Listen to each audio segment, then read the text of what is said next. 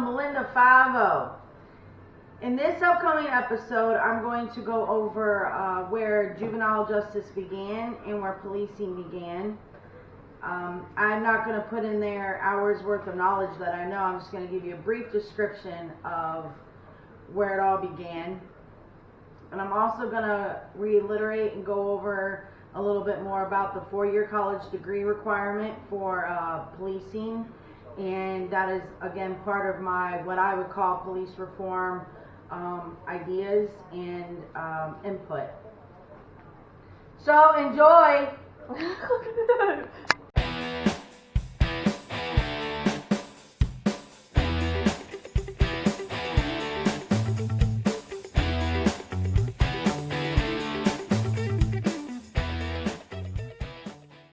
My internship? Yeah, whenever you were actually in the passenger side of a cop vehicle. Oh yeah, so we need to come up with a way to adapt our police personnel to mental health issues. Okay, for example, and reasoning is this: because our society deals more with mental health right now.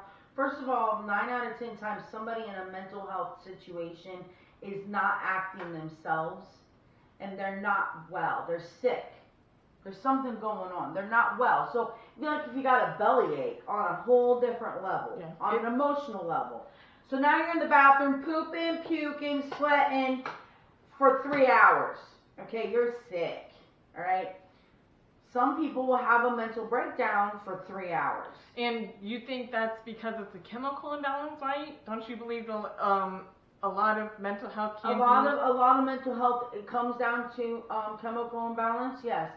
Some people act out of their body because they're on drugs, but mental health and drug abuse are completely different. But yes, mental health individuals will have manic moments, episodes. It happens, okay? So because in this society we are dealing so much with manic personalities, now I don't know why we have developed into that type of society. You've got more people with autism, you've got more, but realize back in the day, if you had autism, they threw you in a hospital and the family they never came and saw you again. Okay? So society has changed, all right?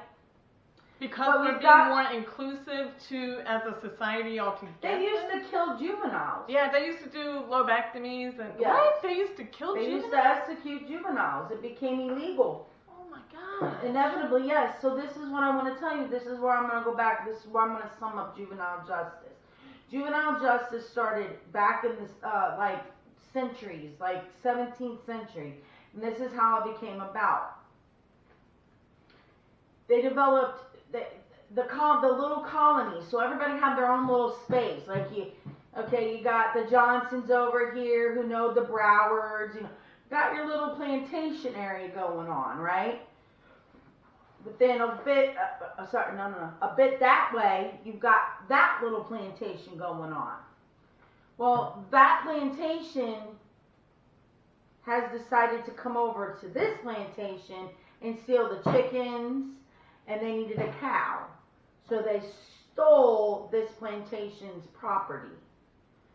Or it could be anything. So what do? They say, hey. So we go together and I say, hey Rachel, guess what? We're gonna start walking at night. We're gonna walk our properties. Oh, patrol it? You get 12-hour shift, I get the other one. And you patrol your plantation. That's how policing started. To keep to alert. Danger. They would patrol all day and all night. That to protect their community. That's where policing started. Now, back then, if you were a kid and you didn't act right, there was no pow, pow, pow.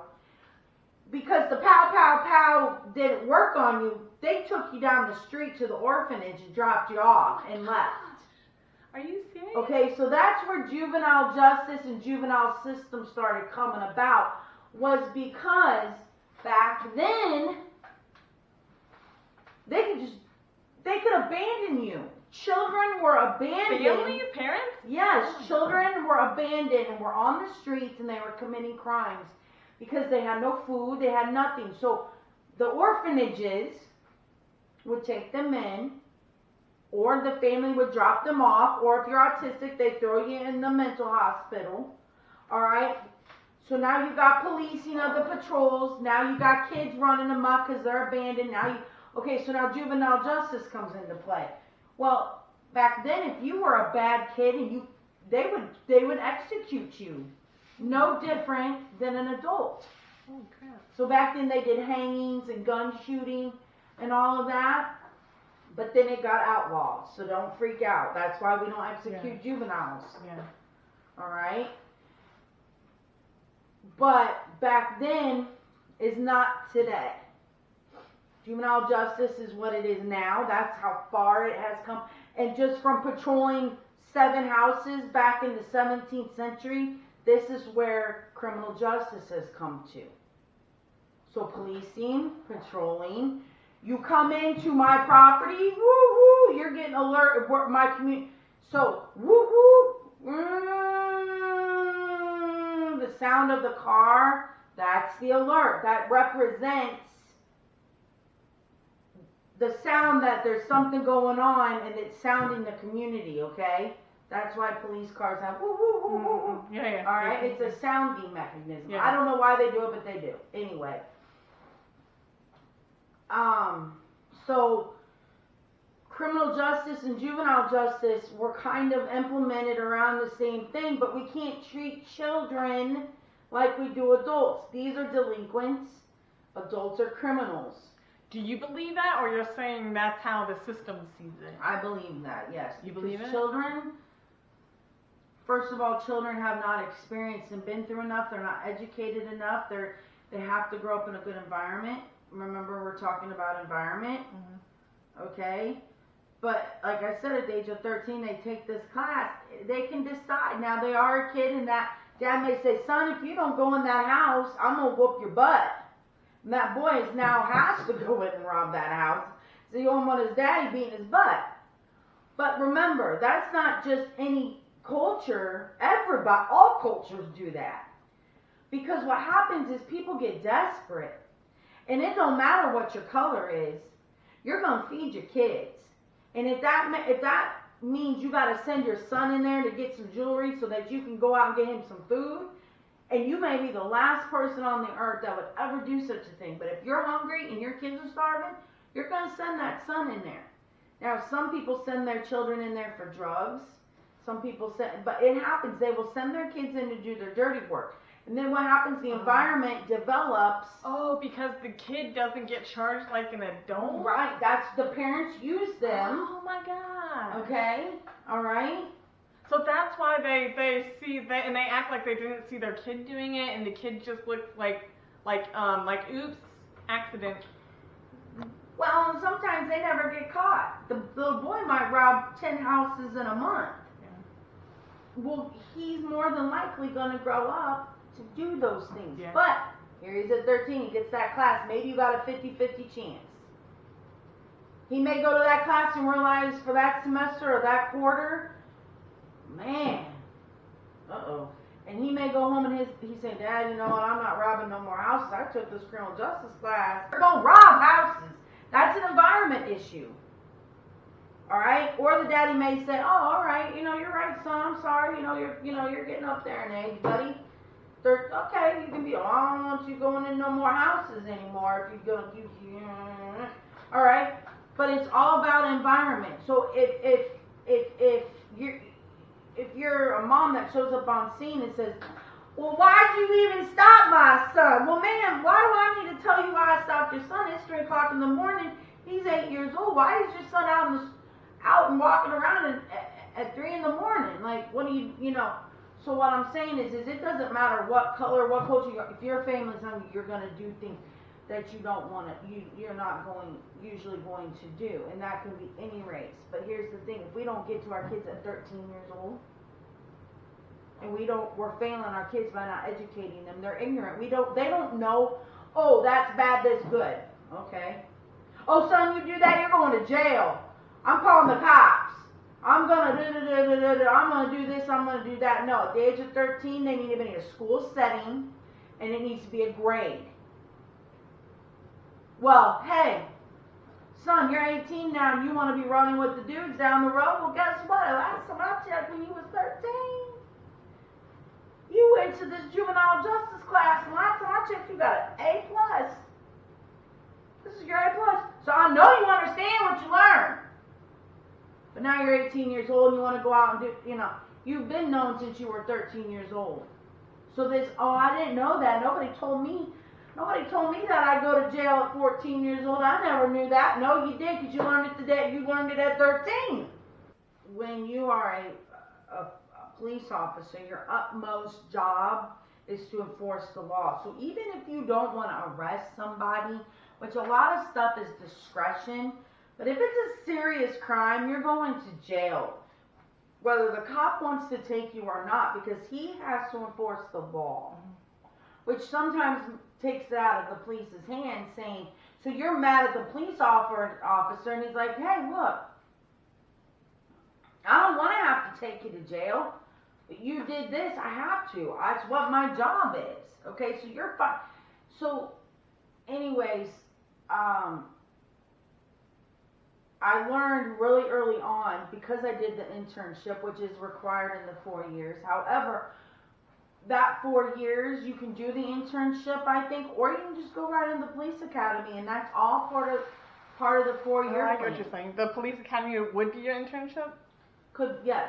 Okay, so if you decide at that point, which would be later in your career of college, you would decide, do I go to the law enforcement, do I go to the police academy, or do I do an internship and go a different realm of criminal justice? That's actually a good idea. Okay. So do you want to, so if you do, okay, here's your internship. Here's your part of your 4 year degree stuff. So now so let's say you go to the police academy. You become a police officer and you graduate from college. So but here's the thing. If you go to college and you go into the police academy, then you become a higher rank in the police department. Like I talked about earlier, the thing of it is you can go at a rank of a lieutenant, but remember you don't have the in-field experience. So I think it's going to come down to how much you pay somebody. So if you got a cop, the cities better start paying their police. If you're going to tell a person to go to college for 4 years and go out in the field and be a cop, that's going to implement a lot more money to these police officers. All right, you got a college degree. What do you say when somebody walks in and says, we're going to have to pay them more? Because same thing with police. If you're going to have educated 4 years plus police academy personnel, you're going to have to pay them. So you're saying a high school kid that goes right to the police academy, gets a job, they're going to get paid lower than the police that has the college degree? Absolutely, yes. Okay. So do you think that the police department looks for the 19-year-old that just went to police academy so that they could pay them more? Do you think that plays in the public financial aspect? I think that comes from the olden days. This 19-year-old stuff is for the birds. We're 20, 30 years past that. They need to go over that. They need to set the age limit higher. They need to set the education higher, period. It needs to be revamped. I don't care. The 19-year-old boy is way too young to be in the field every day at war. Okay? At war with these streets. They're just too young. They're not mature enough. They haven't been through enough. If they haven't even been in a fight, in just a normal fight, and they go out here as police officers age 19, they're going to get waddled around. They haven't even been in a fight. Do you think You haven't even met somebody with dementia. Do you know anybody? You're 19 years old. Hi, do you know anybody with dementia? No, I don't know nobody with dementia. No. Well, do you know the signs of dementia? No, I don't know the signs of dementia. Well, I think that's important to know. So with the 4 year degree, you learn about the mental health. You learn about the disabilities, like non-hearing. Mm-hmm. You learn how through education. And yes, this is all hands-on training. I'm not saying that I'm not saying it's all book, because criminal justice is not book. The court system of criminal justice is more book. Okay? But what I'm talking is, I think college makes you grow anyway. I think if you put an 18-year-old in college, they're going to grow up pretty fast. You hope in the next 4 to 5 years of college. That's part of their growth, and they should be growing. Some take longer than others, because everybody grows differently. But majority of 18, 19-year-olds will grow up a lot with those 4 to 5 years of college. Mm-hmm. Okay? And I'm sorry, no 19-year-old is mature enough to be out in the streets every day at war, carrying a gun, not having a lot of personal experience, because kids these days don't talk to nobody. They're on their phone. They're not having one-on-one conversations with nobody. Now, but I don't want to take away from the fact that the older generations, now let's talk about that. It seems like the men that we've been dealing, now mind you, has it been a female officer lately that killed anybody in the streets? Has it been a female officer that shot any of these guys? There was a female officer on the site, but she was kind of backing up because I think she knew what was about to happen.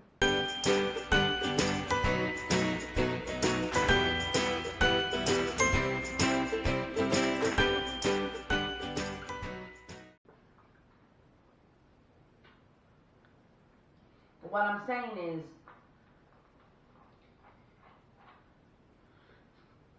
through those 4 years, I learned also, not only do police officers need more education, not only do we need to teach our kids criminal justice education, the victims advocate internship that I did, is that was the problem. These kids had no idea that it was this serious.